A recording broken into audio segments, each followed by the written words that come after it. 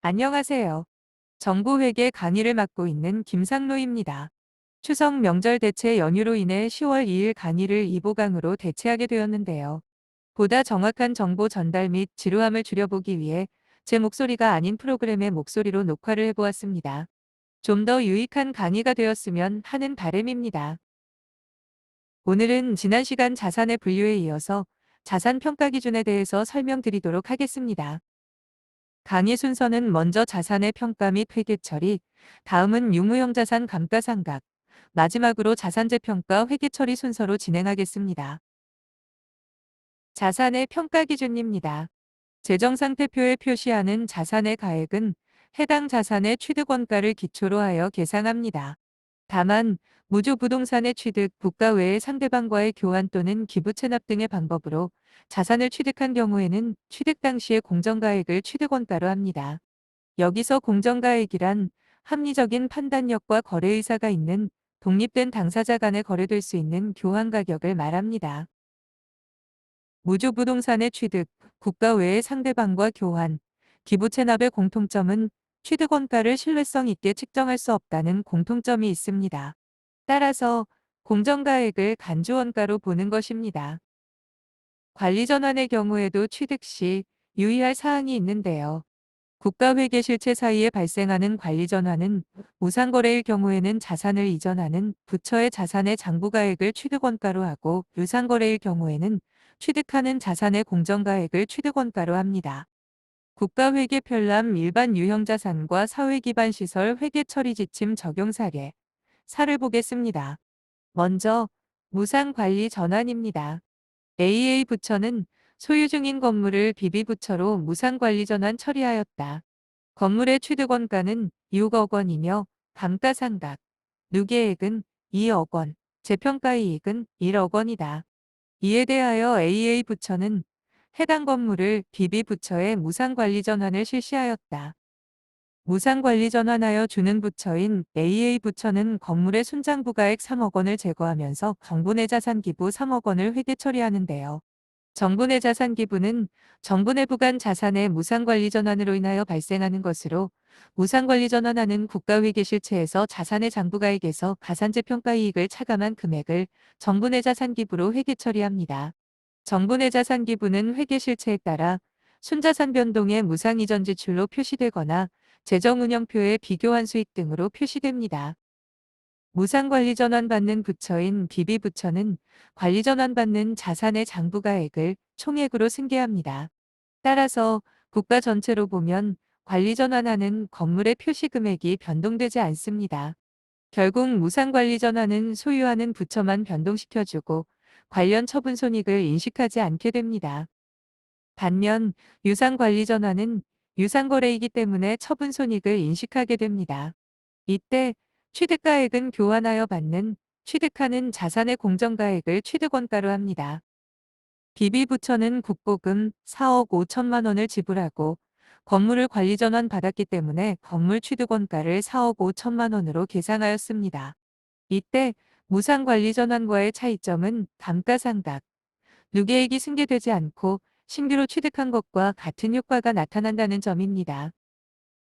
유상관리 전환하여 주는 부처인 AA 부처는 제거된 장부가액 3억 원과 수취한 국고금 4억 5천만 원의 차이인 1억 5천만 원을 일반 유형자산, 처분이익으로 계상하게 됩니다. 관리 전환의 특징에 대해서 정리해 보도록 하겠습니다. 먼저 관리 전환은 국가 내에서 관리부서 간 보유자산의 소관을 이관하는 것을 말합니다. 국가 외의 상대방과 자산을 교환하는 경우에는 교환이라 합니다. 지방자치단체 쪽에서 설명드리겠지만 먼저 말씀드리면 지방자치단체 회계에서 물품 소관의 전환은 유상과 무상을 구분하지 않고 모두 뒷전 회계 실체의 장부가액을 취득원가로 인식합니다. 반면 국가회계 기준은 유상관리 전환과 무상관리 전환을 구분하여 인식합니다. 교환으로 인한 취득입니다. 국가 외의 상대방과의 교환으로 자산을 취득한 경우에는 취득 당시 제공한 자산의 공정가액을 취득원가로 합니다. 다만 제공한 자산의 공정가치가 불확실한 경우에는 취득한 자산의 공정가액으로 측정할 수 있습니다. 다음은 수증 등으로 무상 취득하는 경우입니다. 국가회계 실체 외의 자로부터의 수증 또는 기부 체납 등으로 무상 취득한 자산의 경우에는 취득한 자산의 공정가액 및 취득부 대비용을 취득원가로 계상합니다. 다만 무상 사용권 등이 설정된 경우에는 자산의 차감 계정으로 사용수익권을 계상합니다. 국가회계 편람 일반 유형 자산과 사회 기반 시설 회계 처리 지침 적용 사례 6을 보겠습니다. 사례는 현금이 수반되지 않는 국가회계 실체 외의 상대방과의 교환으로 자산을 취득한 경우입니다. 사례는 건물 A와 건물 B의 취득가액, 감가상각, 유계액, 취득가액에서 감가상각, 유계액을 차감한 순장부가액 그리고 공정가액을 제시하고 있습니다.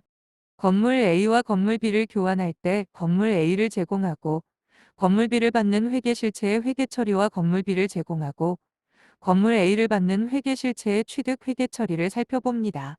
각각의 경우에서 건물을 제공하고 제공받는 회계 실체는 국가 회계 실체이며 거래 상대방은 국가 외의 회계 실체로 가정합니다.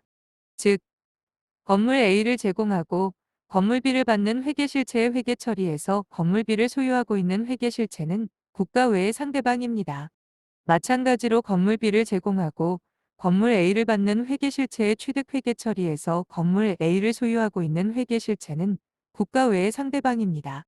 각각의 취득 회계 처리에서의 취득원가는 제공한 자산의 공정가액이 취득원가가 됩니다.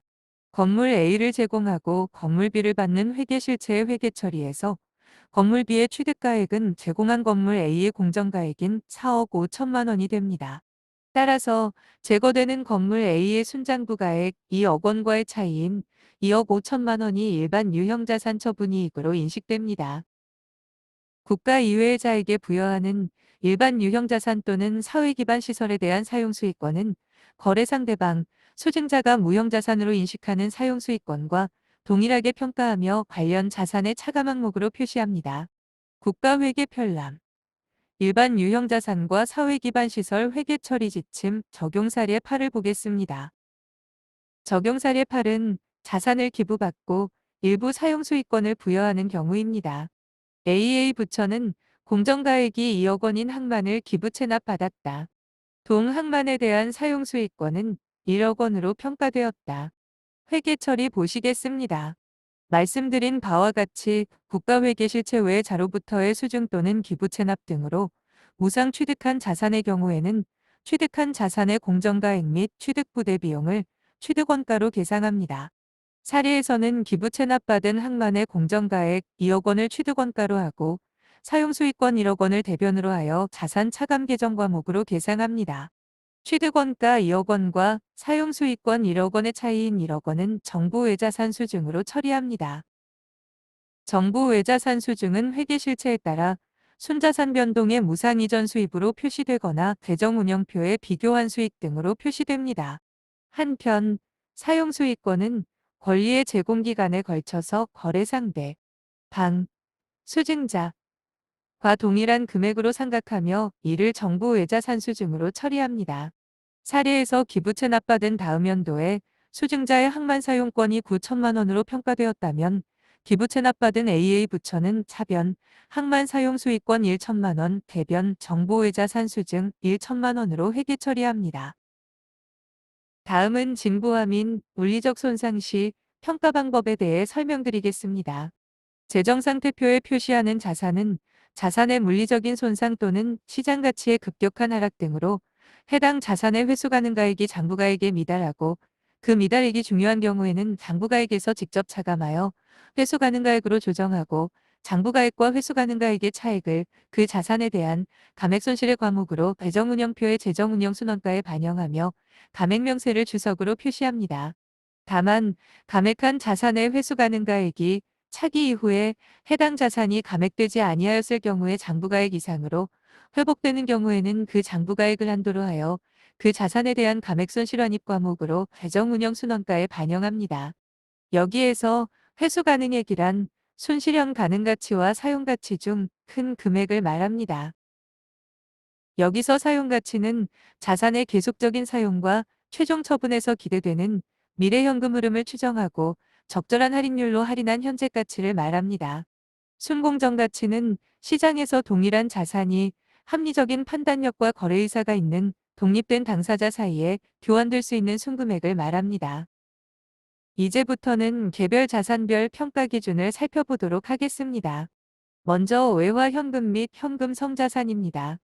현금 및 현금 성자산은 통화 및 타인 발행 수표 등 통화 대용 증권과 보통 예금, 당좌 예금 및 큰 거래 비용 없이 현금으로 전환이 용이하고 이자율 변동에 따른 가치 변동의 위험이 중요하지 않은 유가증권 및 단기 금융상품으로서 취득 당시 만기일이 3개월 이내인 것을 말합니다. 외화로 보유하고 있는 현금 및 현금 성자산은 재정상태표일 현재 적절한 환율로 평가하여 취득일과 재정상태표일 환율 차이에 의한 자산가치 변동 금액을 환산손익으로 계상합니다. 사례는 외화예금 100달러를 취득 시 환율 1,000원에서 기말 환율 1,200원으로 변동되었을 때 외화평가이익 2만 원을 인식하는 사례입니다. 유가증권은 매입가액에 부대비용을 더하고 종목별로 총평균법 등을 적용하여 산정한 가액을 취득원가로 합니다. 유가증권은 자산의 분류 기준에 따라 단기투자증권과 장기투자증권으로 구분합니다. 채무증권은 상각 후 취득원가로 평가하고 기본증권과 기타 장기투자증권 및 기타 단기투자증권은 취득원가로 평가합니다.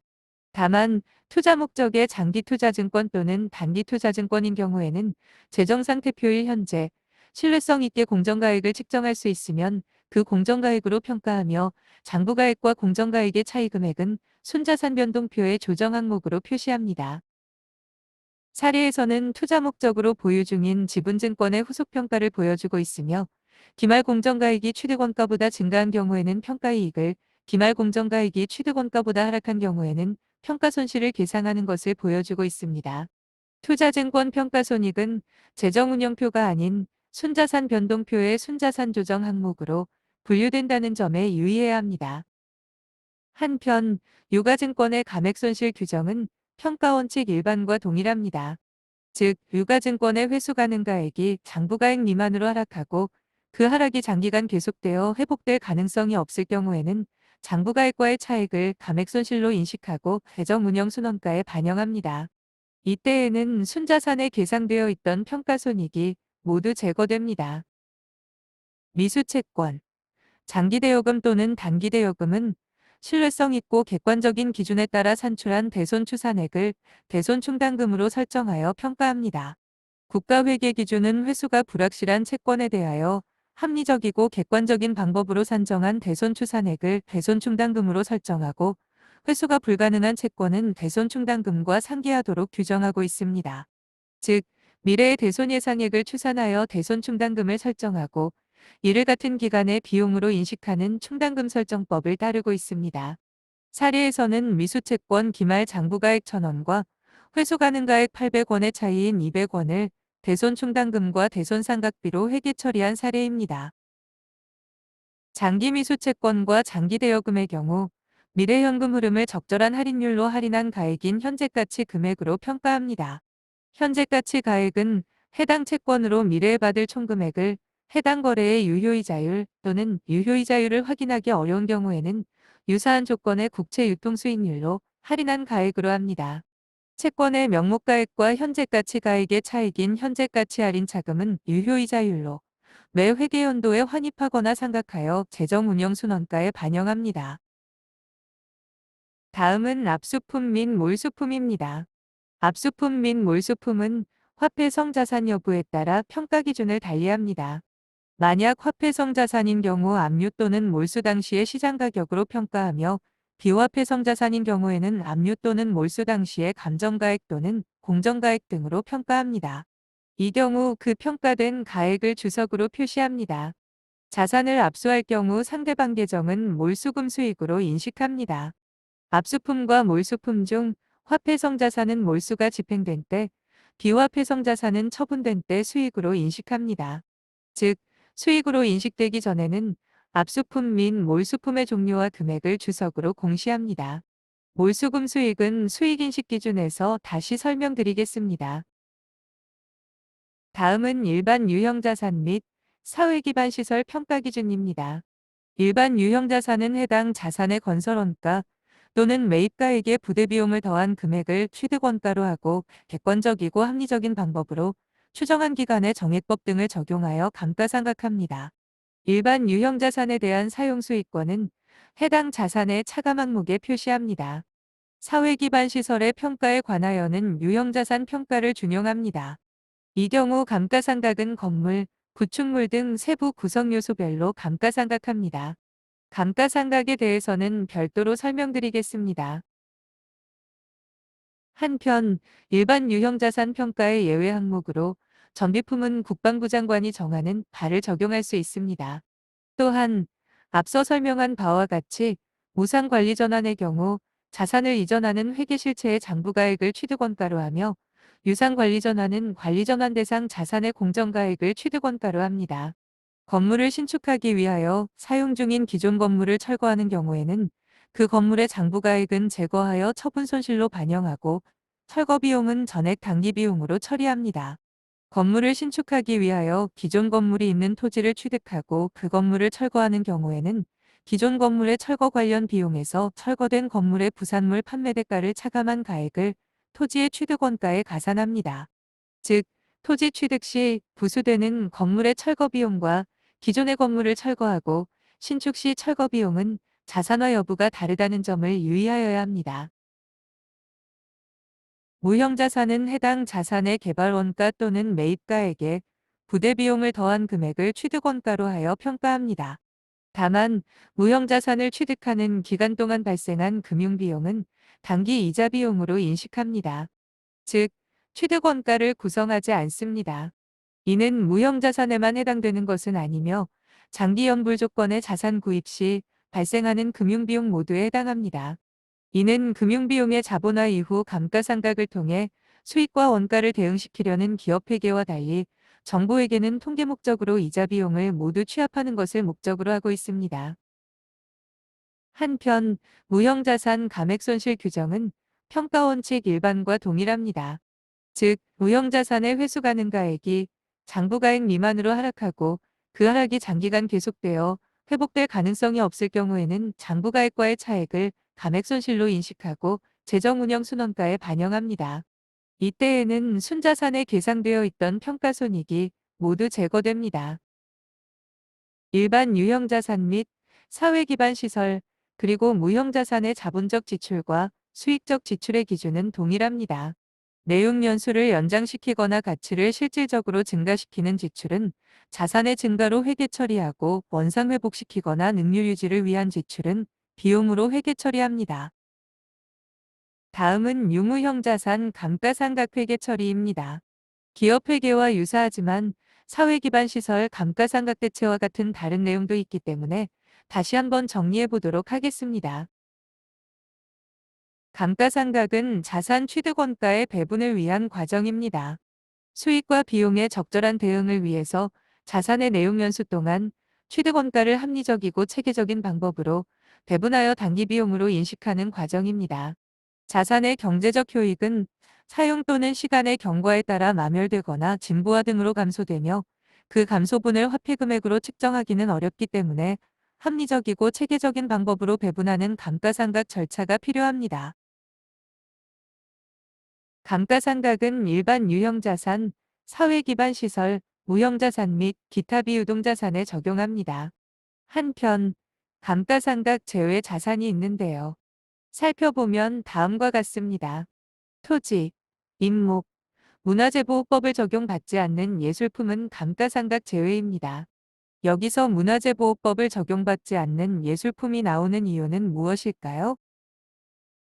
이유는 현재 세대와 미래 세대를 위하여 정부가 영구히 보존하여야 할 자산으로서 역사적, 자연적, 문화적, 교육적 및 예술적으로 중요한 가치를 갖는 자산을 유산자산으로 분류하고 자산으로 인식하지 아니하기 때문입니다. 문화재보호법을 적용받는 예술품은 유산자산이므로 자산으로 인식하지 않기 때문에 감가상각 대상 자산이 없습니다. 반면에 문화재보호법을 적용받지 않는 예술품은 기타 일반 유형자산으로 인식하기 때문에 감가상각해야 합니다. 건설 중인 일반 유형자산과 건설 중인 사회기반 시설은 감가상각을 제외합니다. 건설 중인 자산이 건설이 완료되어 본 계정으로 대체된 이후에 감가상각됩니다. 사회기반 시설 중 관리, 유지 노력에 따라 취득 당시의 용역 잠재력을 그대로 유지할 수 있는 시설에 대해 감가상각을 하지 않을 수 있습니다. 이를 감가상각대체라고 칭하는데 사회기반 시설의 관리, 유지 노력에 드는 수선 유지비를 감가상각비로 본다는 것입니다. 즉, 용역 잠재력이 유지되므로 감가상각을 하지 않고 수선 유지비만 비용으로 인식한다는 것입니다. 사회기반 시설 중 관리, 유지 노력에 따라 취득 당시의 용역 잠재력을 그대로 유지할 수 있는 시설에 대해서는 감가상각하지 아니하고 관리 유지에 투입되는 비용으로 감가상각 비용을 대체할 수 있다고 말씀드렸습니다. 다만 효율적인 사회기반 시설 관리 시스템으로 사회기반 시설의 용역 잠재력이 취득 당시와 같은 수준으로 유지된다는 것이 객관적으로 증명되는 경우로 한정합니다. 일반 유형 자산과 사회기반 시설의 감가상각 방법은 정액법을 원칙으로 합니다. 다만 자산의 미래 경제적 효익이 소비되는 형태가 정액법으로 감가상각하는 방법과 중대하게 다를 경우에는 경제적 효익이 소비되는 형태를 반영한 감가상각 방법을 적용할 수 있습니다. 예를 들어 정률법과 같은 감가상각 방법입니다. 한편 무형자산은 정액법에 따라 해당 자산을 사용할 수 있는 시점부터 합리적인 기간 동안 상각합니다. 즉, 정률법과 같은 다른 상각 방법은 허용하지 않습니다. 이 경우 상각기간은 독점적, 배타적인 권리를 부여하고 있는 관계 법령이나 계약에서 정한 경우를 제외하고는 20년을 초과할 수 없습니다.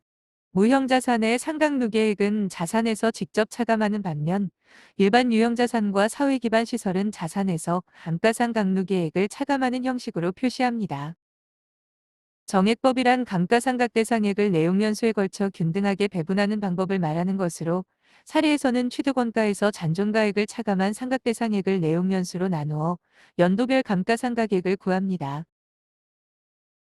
내용연수란 객관적이고 합리적인 방법으로 추정한 기간으로서 가산이 사용 가능할 것으로 기대되는 기간을 말하는데 중앙관서의 장은 자산의 경제적 효익의 감소, 주기적인 대규모 수선, 교체 주기 등을 고려하여 합리적인 내용연수를 정합니다. 다만 민간 투자 사업에 해당되어 사용 수익권이 설정된 자산의 경우 앞서 설명한 내용연수와 사용 수익 기간 중 긴 것을 내용연수로 합니다. 잔존가액이란 자산이 내용연수 종료 시점에 도달하였다는 가정하에 자산의 처분 시 획득할 금액에서 추정 처분 비용을 차감한 금액을 말합니다. 일반 유형 자산과 사회기반 시설의 잔존가액은 자산 취득 시점에 합리적으로 추정하여 결정하는 것을 원칙으로 합니다. 다만 사용 완료 후의 잔존가액이 중요하지 않다고 예상되는 경우에는 잔존가액을 0으로 할 수 있습니다. 일반 유형 자산 또는 사회기반 시설의 감가상각이 완료되는 마지막 연도에는 잔존가액을 제외한 장부가액을 감가상각비로 인식하고 잔존가액을 처분 시점까지의 자산가액으로 합니다. 다만 잔존가액이 0인 자산의 경우 감가상각 완료 후 자산의 처분 시까지 1,000원을 해당 자산의 장부가액으로 하여 관리합니다. 재평가 자산의 감가상각은 재평가 금액을 취득원가로 보고 잔존 내용 연수 동안 감가상각합니다. 잔존 내용 연수는 내용 연수에서 취득 시점부터 재평가 시점까지 경과연수를 차감하여 산정합니다. 사례는 재평가 금액 2,000원, 본래 내용 연수는 10년, 취득 시점부터 6년이 경과한 자산의 경우 재평가 시 감가상각비 계산 사례입니다. 잔존가액은 0원으로 가정합니다. 재평가 금액을 취득원가로 보기 때문에 2,000원에서 잔존가액 0원을 제외한 2,000원이 상각대상 금액이 되고 본래 내용 연수 10년에서 취득 시점부터 경과한 연수 6년을 차감한 4년이 내용 연수가 됩니다. 따라서 매년 감가상각비는 500원이 산출됩니다. 산출된 감가상각비는 재정운영표의 분류 방식에 따라 배부됩니다. 재정운영표에서 다루겠지만 미리 살펴봅니다. 감가상각비는 프로그램 원가와 관리운영비, 비배분 비용으로 구분합니다. 프로그램 총원가는 프로그램을 수행하기 위하여 사용한 자산에 대한 감가상각비입니다. 관리운영비는 프로그램의 운영에 직접적으로 소요되지는 않으나 기관의 기본적인 기능 수행 및 특정 사업의 행정운영과 관련한 자산에 대한 감가상각비입니다. 비배분 비용은 프로그램과 직접 관련이 없거나 프로그램에 대응이 어려운 자산에 대한 감가상각비입니다. 다음은 자산재 평가 회계 처리에 대한 설명입니다. 자산재 평가를 국가회계에 도입한 이유는 국유재산으로 관리하고 있는 자산의 장부가액이 신뢰성이 낮았기 때문입니다. 1899년에 취득한 능양항 무량장의 경우는 현재 건설비의 턱없이 낮은 금액으로 취득원가가 계상되어 있고 1903년 취득한 자권관 터널은 취득원가가 1,000원으로 계상되어 있었습니다. 한편 취득원가가 0원인 자산도 다수 포함되어 있었습니다. 따라서 국가회계 기준을 적용하면서 이러한 자산들을 재평가하여 간주원가로 취득가액을 표시하려는 목표가 있었습니다. 또한 국유재산법에 따라 국유재산의 가격평가를 해왔었는데 국가회계법 제정으로 국유재산법의 가격평가를 국가회계 기준에서 정하도록 함에 따라 국가회계 기준에서 가격재평가와 관련한 회계처리 방법을 정해야 했습니다. 일반 유형자산과 사회기반 시설은 다음 중 하나의 사유가 존재하는 경우 재평가합니다. 먼저 취득 이후 공정가액과 장부가액의 차이가 중요하게 발생한 자산. 두 번째, 국유재산관리총괄청이 일정 주기를 정하여 재평가하기로 한 자산. 2009년 1월 1일 이전 취득자산은 국가회계 기준 제정에 따른 최초 재평가인 2011년도 재평가 사유로만 남아 있습니다. 따라서 현재에는 앞서 설명드린 두 가지 사유만 재평가 적용 사유가 됩니다. 재평가 대상에서 제외되는 자산은 다음과 같습니다. 먼저 국방부 장관이 따로 정하는 바에 따라 평가할 수 있는 전비품. 다음은 국가회계 기준에 관한 규칙이 아닌 다른 법령의 규정에 의하여 가격을 개정하는 자산.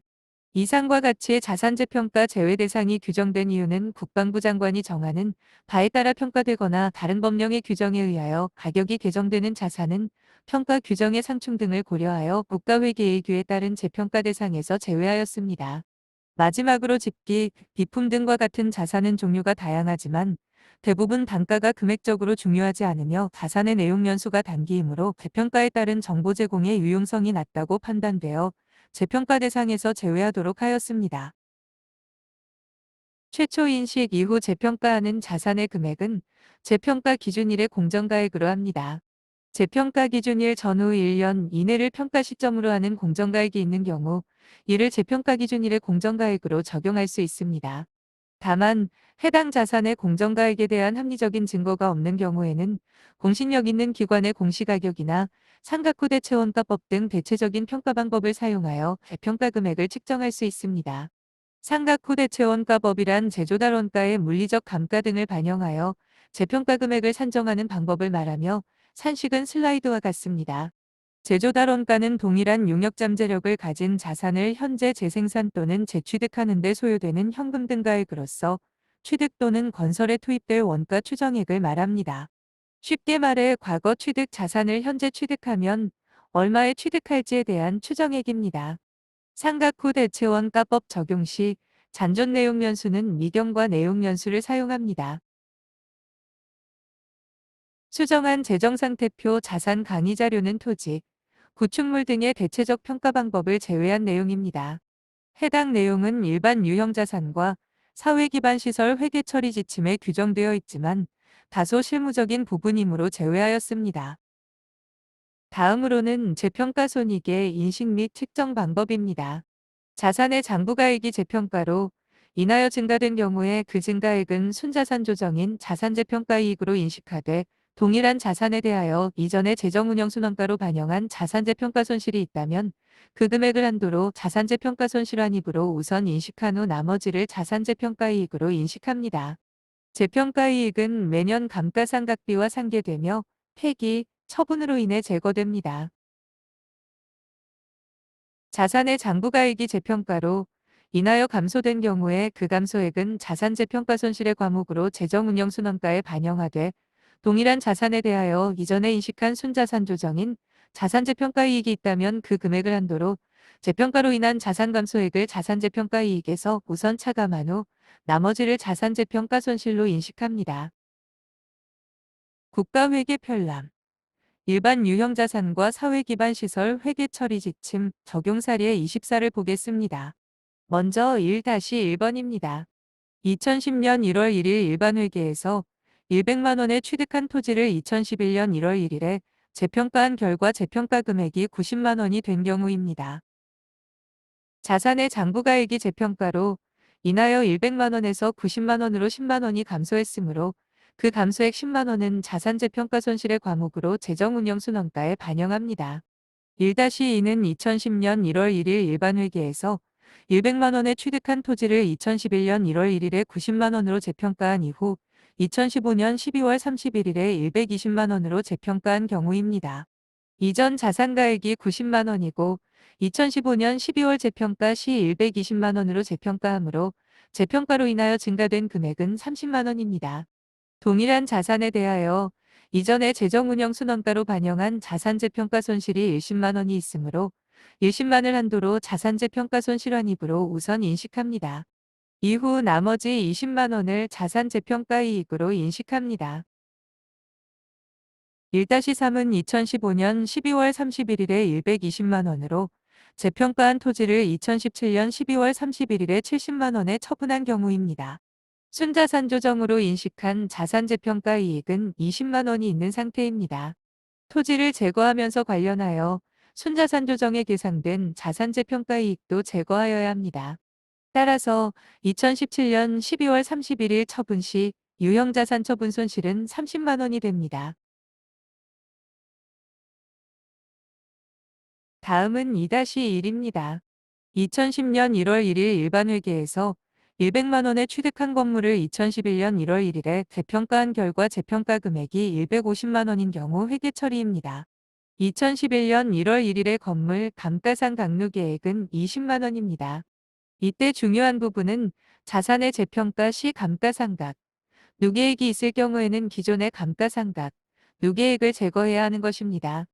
해당 사례는 재평가 전에 건물 취득가액이 100만 원이었고 감가상각, 누계액은 20만 원입니다. 따라서 재평가한 결과 재평가 금액이 150만 원이기 때문에 총장부가액인 취득가액은 50만 원 증가시켜 150만 원이 되어야 하며 감가상각, 누계액 20만 원은 제거해 주어야 합니다. 즉 재평가로 인하여 신규 취득한 자산과 같은 표시 상태가 되는 것입니다. 이에 따른 순자산 증가액 70만 원은 자산 재평가 이익으로 처리합니다.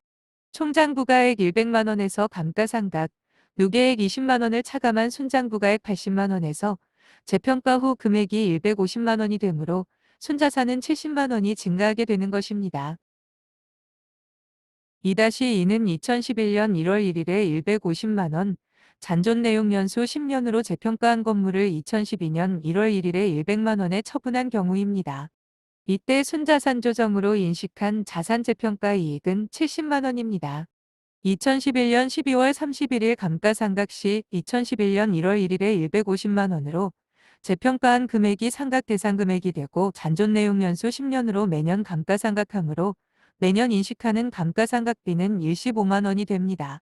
이때 자산의 재평가로 인식한 순자산 조정인 자산재평가 이익은 해당 자산이 감가상각될 때 감가상각비와 상계 처리되어야 합니다. 따라서 감가상각비와 상계할 자산재평가 이익은 감가상각 내용 연수를 적용하여 매년 7만 원을 상계시켜 줍니다. 2012년 1월 1일 처분 시에는 처분 시까지 인식한 감가상각누계액 15만 원과 건물 총장부가액 150만 원 및 자산재평가이익 잔액 63만 원을 제거하고 대금 수령액 100만 원과의 차이인 28만 원을 일반 유형자산 처분이익으로 인식하게 됩니다. 다음은 재평가로 자산 금액이 감소한 경우에 대한 사례입니다. 1-1은 2010년 1월 1일 일반 회계에서 100만 원에 취득한 토지를 2011년 1월 1일에 재평가한 결과 재평가 금액이 120만 원이 되어 토지 증가액 10만 원을 자산재평가 이익으로 계상한 사례입니다. 1-2는 2010년 1월 1일 일반 회계에서 100만 원에 취득한 토지를 2011년 1월 1일에 120만 원으로 재평가한 이후 2015년 12월 31일에 80만 원으로 재평가한 경우에 대한 사례입니다.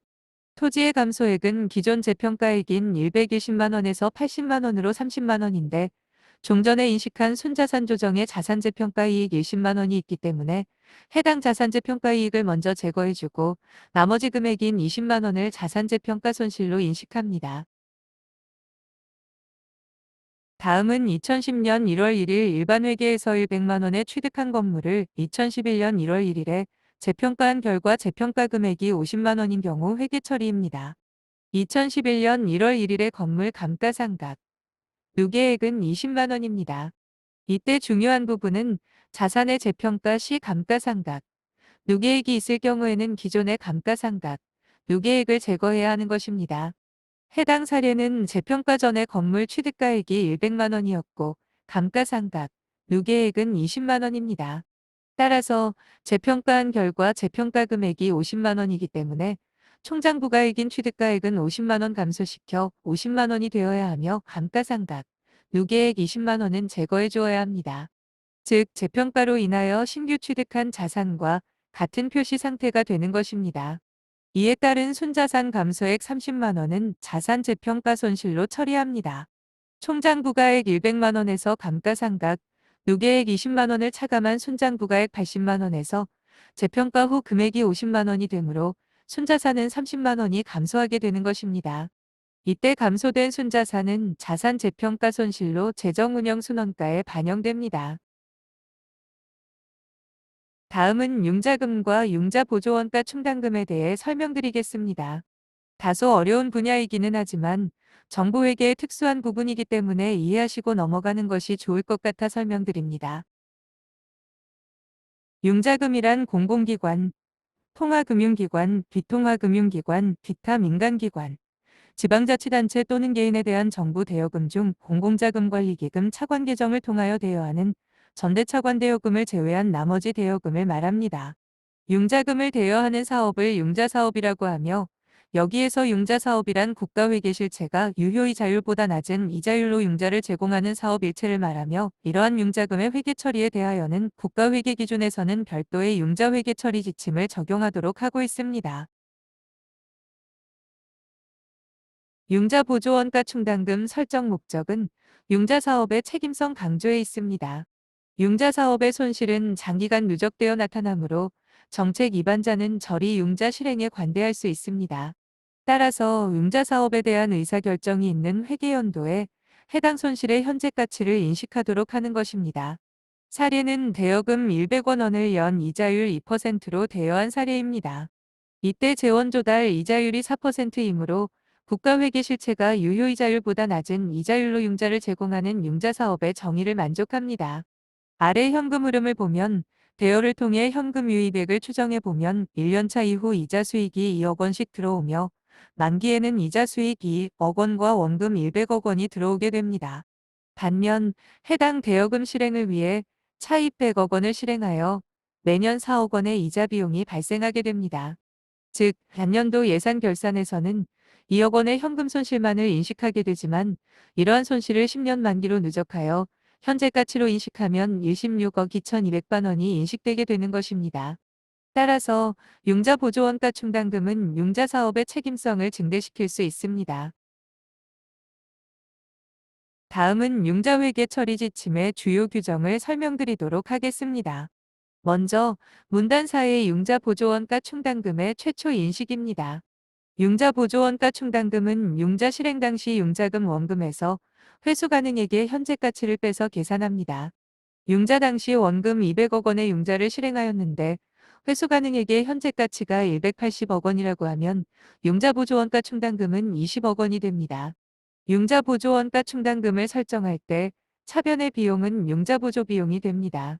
회수 가능액의 현재 가치는 융자금으로부터의 추정 수년 금유이백을 유효이자율로 할인한 가액으로 하는데 유효이자율은 융자금과 만기가 유사한 국채이자율을 적용합니다. 만기가 10년인 융자금을 실행할 때 해당 시점에 발행한 만기 10년 국채이자율을 적용하는 것입니다. 다만 해당 융자 사업을 위해 직접적으로 조달된 재원이 있는 경우 해당 재원의 조달이자율을 적용할 수 있습니다. 이는 직접 조달된 재원의 이자율을 적용하는 것이 손실액을 보다 정확하게 측정하는 것이기 때문입니다. 수년 금유이백은 융자금 위험 유형을 반영하여 융자금 종류별로 추정하며 융자금의 조기 상환, 채무 불이행, 체납 및 회수, 기타 융자금 관련 직접, 비용 등을 고려하여야 합니다. 여기서 유의할 점은 채무 불이행에 따른 원금 미회수액을 수년 금융이익에 반영하여야 한다는 것입니다. 다음으로 유효이자율의 적용입니다. 융자보조원가 충당금의 최초 인식 시 적용하는 유효이자율은 융자금과 만기가 유사한 국채이자율을 적용하는 것이 원칙이며 해당 융자사업을 위해 직접적으로 조달된 재원이 있는 경우 해당 재원의 조달이자율을 적용할 수 있습니다. 이 경우 직접적으로 조달된 재원이 둘 이상일 경우에는 가중평균한 이자율을 적용합니다. 결산 시에 융자보조원가 충당금을 평가할 때에는 융자보조원가 충당금 최초 인식 시 적용한 유효이자율을 계속 적용합니다. 평가 시마다 해당 시점에 유사한 만기의 국채이자율로 재측정하는 것이 아닙니다.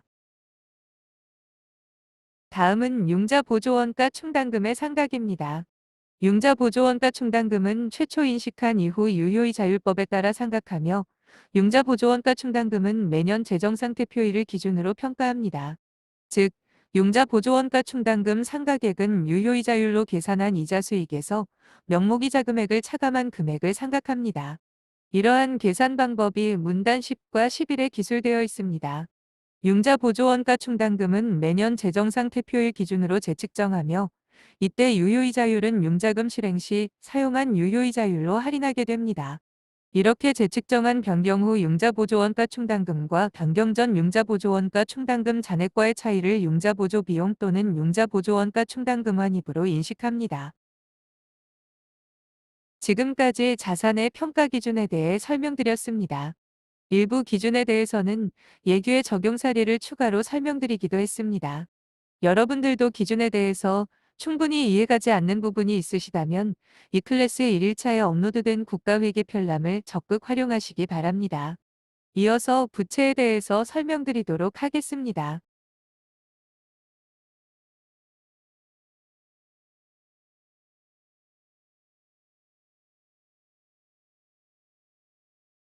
다음은 부채의 평가 기준에 대해서 설명드리겠습니다.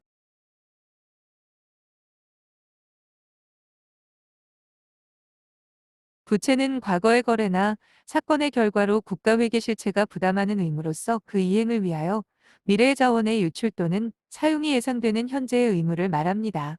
기업 회계와 사실상 동일한 개념으로 재정상태표에는 유동성 분류법에 따라 표시됩니다. 간략히 부채의 분류에 대해서 복습하고 진행하겠습니다. 부채는 국가회계 실체가 과거의 거래나 사건의 결과로 현재 부담하고 있고 미래의 자원의 유출 또는 사용이 예상되는 현재의 의무를 말하며 유동부채, 장기차입부채, 장기충당부채 및 기타 비유동부채로 구분됩니다. 부채는 국가회계 실체가 부담하는 현재의 의무 중 향후 그 이행을 위하여 지출이 발생할 가능성이 매우 높고 그 금액을 신뢰성 있게 측정할 수 있을 때 인식합니다. 또한 국가안보와 관련된 부채는 기획재정부 장관과 협의하여 부채로 인식하지 아니할 수 있습니다. 유동부채는 하위의 단기국채, 단기공채, 단기차입금, 유동성장기차입부채 및 기타 유동부채로 구성되며 재정상태표일로부터 1년 이내에 현금화되거나 사용될 것으로 예상되는 부채입니다. 장기차입 부채는 국채, 공채, 장기차입금 및 기타 장기차입 부채 등으로 재정상태표일로부터 1년 후에 만기가 되는 확정부채입니다.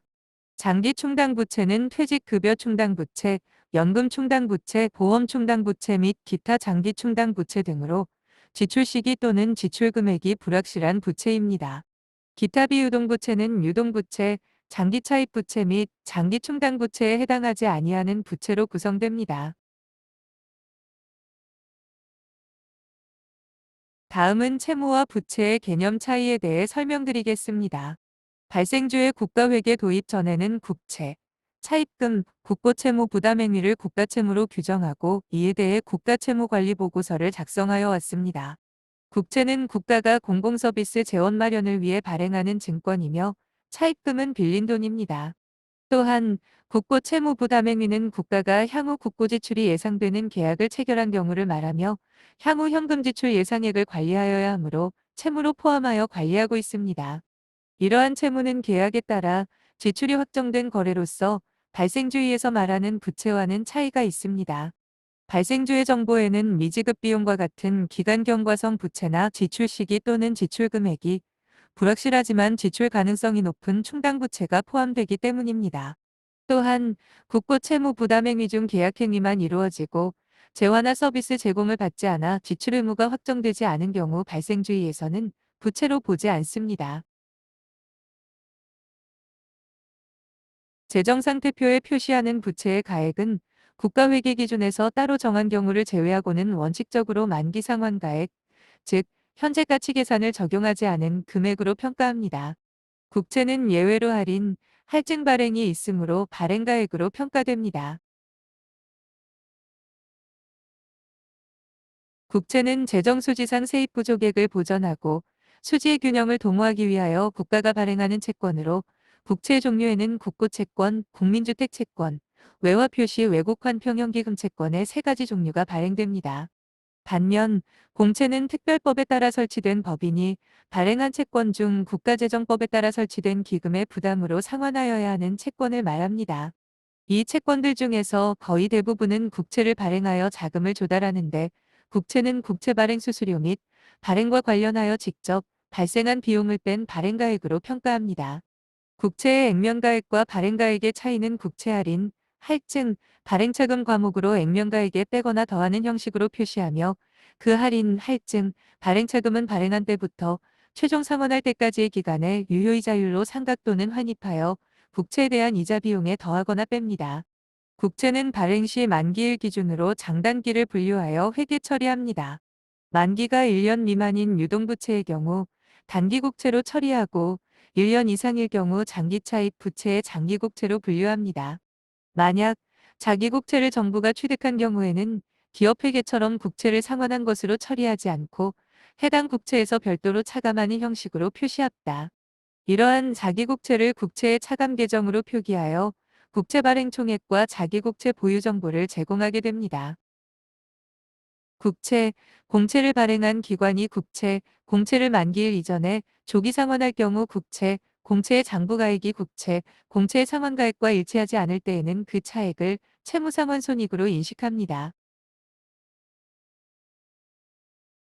국채와 공채는 발행 시 액면이자율과 시장이자율의 차이로 인하여 할인 또는 할증 발행하게 되며 이때 발행가액이 액면가액보다 적은 경우 그 차액을 할인 발행 차금으로 회계 처리하고 발행가액이 액면가액보다 많을 경우 그 차액을 할증 발행 차금으로 회계 처리합니다.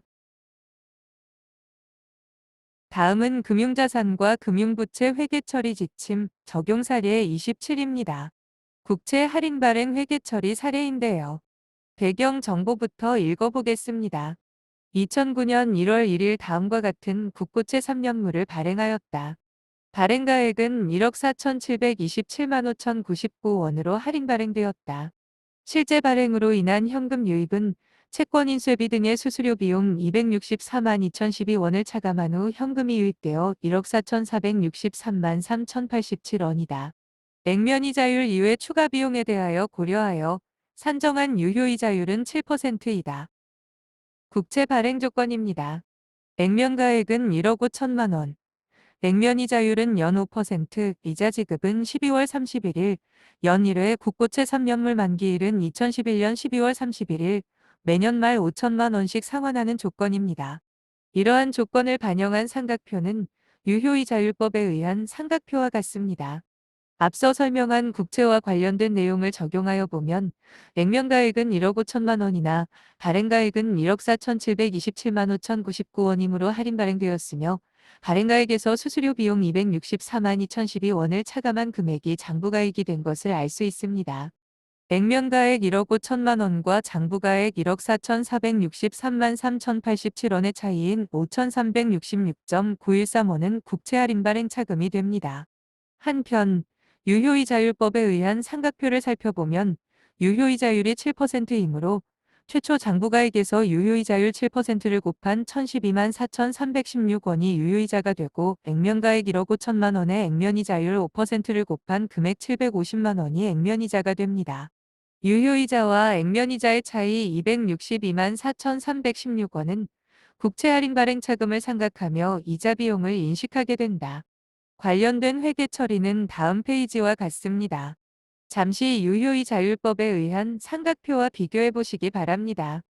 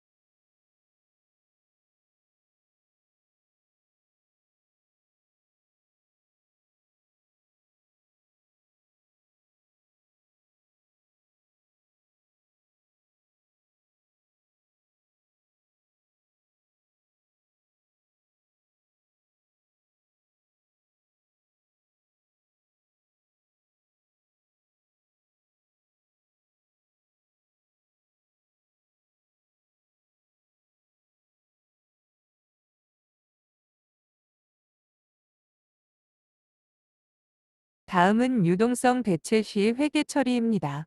매년 말 5천만 원씩 상환하므로 다음 연도 말에 상환될 5천만 원을 국채에서 유동성 장기국채로 유동성 대체시켜줍니다. 이때 다음 연도에 상각될 할인 발행 차금도 유동성 대체시켜 주어야 하는데 해당 상각액은 180만 8,018원입니다. 이에 따른 유동성장 기국채와 유동성장 기국채 할인 발행 차금 및 국채와 국채 할인 발행 차금 표시는 슬라이드와 같습니다. 잠깐 살펴보도록 하겠습니다.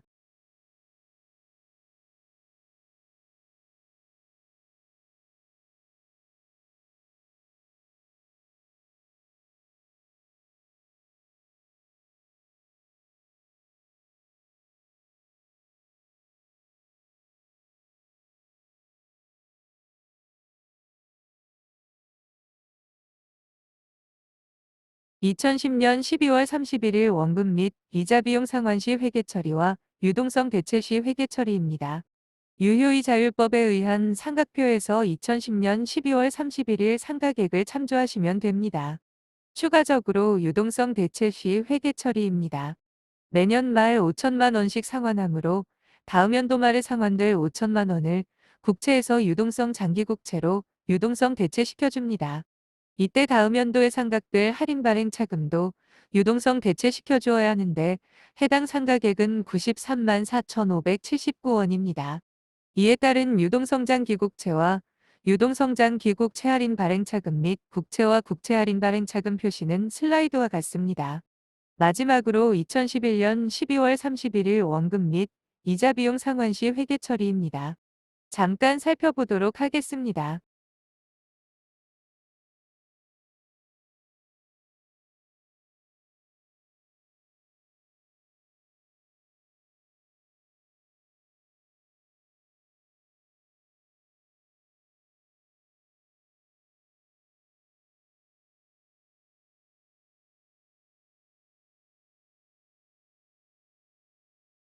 다음은 금융자산과 금융부채 회계 처리 지침 적용 사례 39입니다. 자기국채 회계 처리인데요. 배경 정보는 다음과 같습니다. 2009년 1월 1일 다음과 같은 국고채 3년물을 액면 발행하였으며 발행한 국채 중 1,000만 원의 국채를 재취득하여 보유하였다. 세부적인 발행 조건은 다음과 같다. 참고로 유동성 대체 회계 처리는 생략한다. 국채 발행 조건은 액면가액 1억 원, 액면 이자율, 연 5% 이자 지급 12월 31일 연일회 국고채 3년물 만기일 2011년 12월 31일입니다. 회계 처리를 살펴보겠습니다. 재취득한 국채 1,000만 원은 자기국채로 보유하고 있기 때문에 상환 회계 처리하는 것이 아니고 자기국채로 회계 처리하고 국채의 차감 계정으로 표시합니다. 자기국채가 국채 차감 계정으로 공시된 국가재 정상태표를 잠시 살펴보겠습니다.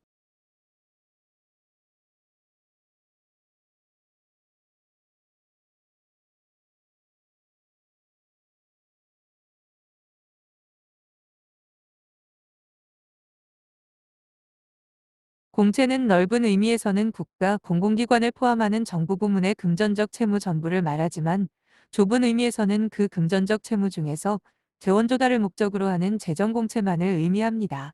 공채의 종류로는 중소기업 창업 및 진흥기금이 발행하는 중소기업진흥채권, 예금보험기 금채상환기금이 발행하는 예금보험기 금채권 상환기 금채권이 있습니다. 차입금은 금전소 비대차 계약에 의해 국내외의 제3자로부터 자금을 조달함으로써 발생하는 부채를 말합니다. 퇴직급여 충당부채는 재정상태표의 장기충당부채에 포함되는 항목으로 재정상태표일 현재 공무원연금법 및 군인연금법을 적용받지 아니하는 퇴직금 지급 대상자가 일시 퇴직할 경우 지급하여야 할 퇴직금으로 평가합니다. 퇴직급여 충당부채를 설정할 때 퇴직금 산정명세, 퇴직금 추계액, 회계연도 중 실제로 지급한 퇴직금 등은 주석으로 표시합니다. 퇴직급여 충당부채는 재정상태표의 장기충당부채에 포함되는 항목으로 재정상태표일 현재 공무원연금법 및 군인연금법을 적용받지 아니하는 퇴직금 지급 대상자가 일시 퇴직할 경우 지급하여야 할 퇴직금으로 평가합니다. 퇴직급여 충당부채를 설정할 때 퇴직금 산정명세, 퇴직금 추계액, 회계연도 중 실제로 지급한 퇴직금 등은 주석으로 표시합니다. 유의할 점은 공무원연금 및 군인연금은 연금충당부채를 계상하지만 사학연금과 국민연금의 경우에는 연금충당부채를 계상하지 않고 연금미지급금만 계상한다는 점입니다. 공무원연금 및 군인연금의 연금충당부채와 연금비용은 급여 근무연소 방식인 예측단위 적립방식으로 산정하도록 하며 연금충당부채는 일반적으로 인정되는 보험수리적 가정을 적용하여 측정하는 것을 원칙으로 합니다. 보험수리적 가정이란 할인율, 급여 상승률, 물가 상승률 등 연금 충당 부채를 측정하는 데 필요한 재무적 인구 통계적 가정을 말하며 할인율은 재정상태표일 현재 국공채의 시장 수익률을 참조하여 결정합니다. 연금 비용은 재정상태표일 현재 연금 충당 부채에서 직전 재정상태표일 현재 연금 충당 부채를 차감한 후 회계연도 중 지급기일이 도래한 금액을 더하여 계산합니다. 또한 연금 비용은 단기 근무원가, 이자원가, 과거 근무원가, 보험 수리적 이익과 손실로 구성되어 있으며 보험 수리적 손익만 순자산 변동표에 조정 항목으로 인식하며 나머지 비용은 재정 운영표의 프로그램 총원가 또는 관리 운영비로 인식합니다.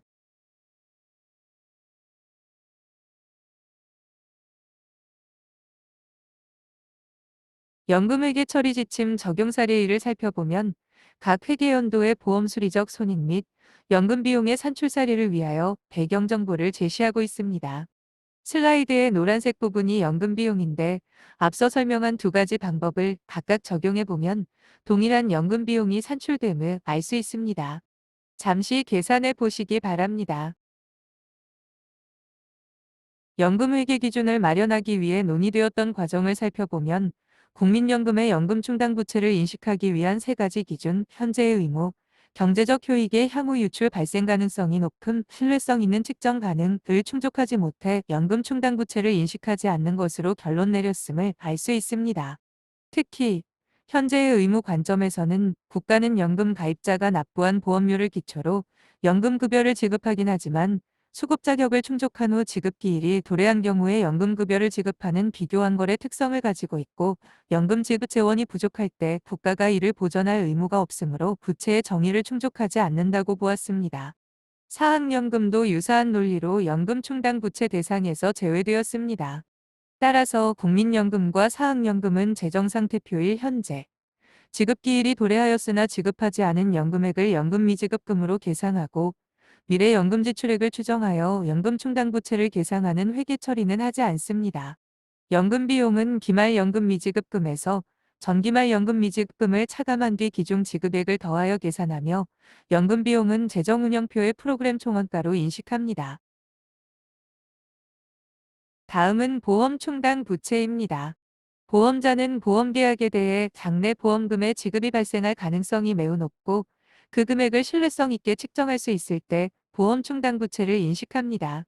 보험을 사업으로 수행하는 기금의 경우 예를 들어 무역보험기금, 사고의 발생에 따라 보험계약에 대한 보험금 등을 지급해야 하는 등 예기치 않은 손실이 발생할 가능성이 있습니다. 이 경우 해당 기금이 미래에 발생할 수 있는 지급 의무를 이행할 수 있도록 적절한 준비금 또는 적립금을 산출하고 부채로 적립하여 보험료 등의 수익에 대응하는 비용을 인식함으로써 수지의 불균형을 예방하고 기금의 담보 능력을 확보할 필요가 있습니다. 미래에 발생한 보험금 등의 지급을 이행하기 위한 부채 적립액이라는 의미에서 적립금과 준비금을 충당부채와 유사하다고 보고 보험 충당부채라는 용어를 사용하고 있습니다. 반면 사회보험사업은 사학연금 및 국민연금과 같이 비교한 거래로 보고 충당부채 용어를 사용하지 않습니다. 고용보험법 및 산업재해보상보험법에 따라 적립하는 준비금은 기타 부채로 인식하고 재정상태표일 현재 지급기일이 도래하였으나 보험계약자에게 지급하지 않은 보험금은 사회보험 미지급금으로 인식합니다. 보험충당부채는 재정상태표일 이전에 보험사고가 발생하였으나 미지급된 보험금 지급 예상액과 재정상태표일 현재 보험 사고가 발생하지는 않았으나 장래 발생할 보험사고를 대비하여 적립하는 지급 예상액으로 구성됩니다. 관련 법령에 의한 적립금과 준비금 산정 방식이 보험충당부채의 정의와 유사하다고 보고 그 적립금과 준비금을 보험충당부채로 봅니다. 반면 미경과 보험료 적립금은 기말 시점에 모든 유효한 보험계약의 총보험료 중에서 단기말 현재 보험기간이 경과하지 않은 보험료 상당액을 말하는 것으로서 지급 의무 이행을 위해 적립하는 다른 적립금과 그 성격이 다르므로 보험충당부채가 아닌 기타 부채로 표시합니다. 회계 관련 법령 등에 의해 계상할 수 있는 적립금과 준비금 사례입니다. 이러한 적립금과 준비금은 보험 충당 부채로 계상될 수 있는 항목입니다. 잠시 살펴보시기 바랍니다.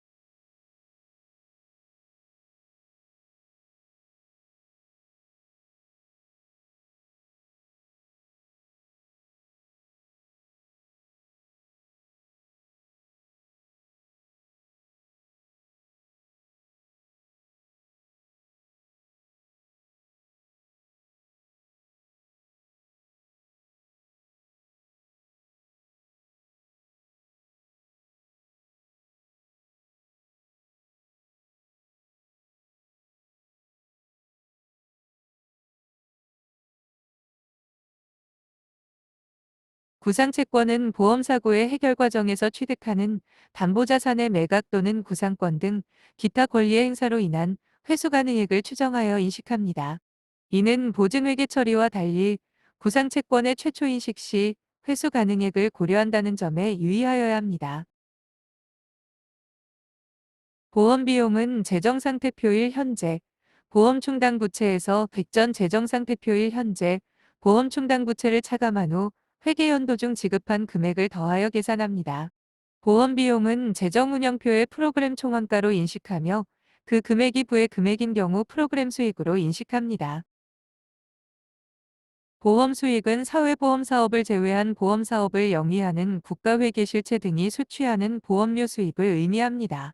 보험 수익은 수익 창출 활동이 끝나고 그 금액을 합리적으로 측정할 수 있을 때 재정운영표의 프로그램 수익으로 인식합니다. 다만 보험료나 미배 유예 등의 사유로 보험료의 회수가 불확실한 경우에는 현금을 수취하는 시점에 인식합니다. 유의하여야 할 사항입니다.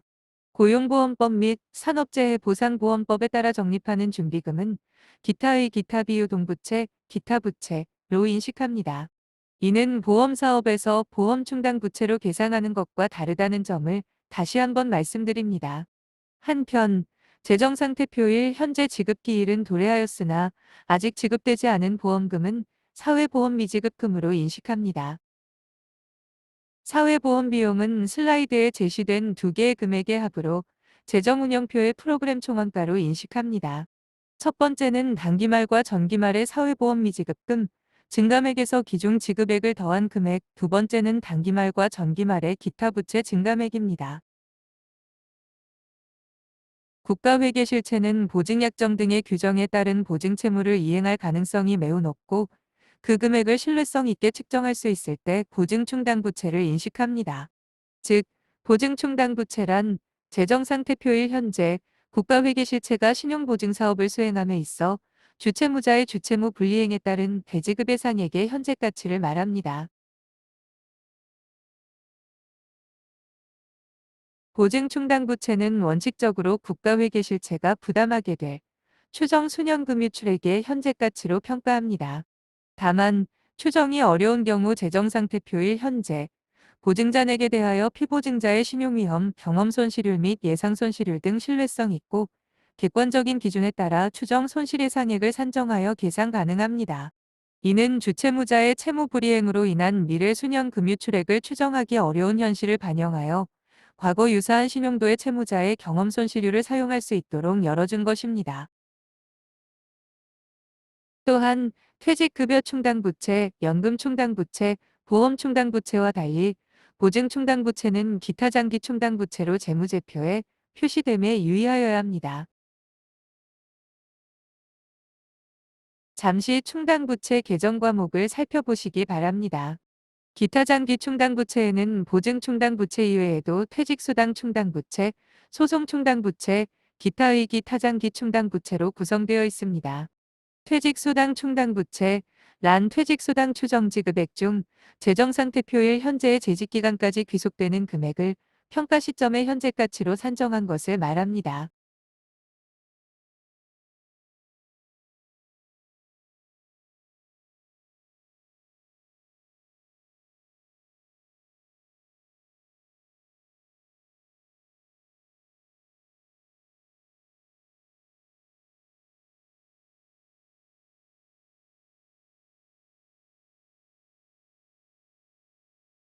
재정상태표일 현재 지급기일이 도래하였으나 보험계약자에게 지급하지 않은 보험금을 사회보험 미지급금으로 회계 처리한다고 설명드린 것처럼 지급기일 도래 미지급금은 미지급금으로 기타 유동부채로 계상하고 있습니다. 따라서 충당부채를 계상하는 사업을 확실히 암기하고 계셔야 미지급금과 혼동을 줄이실 수 있습니다.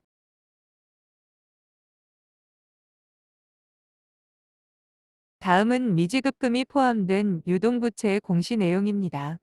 잠시 살펴보시기 바랍니다.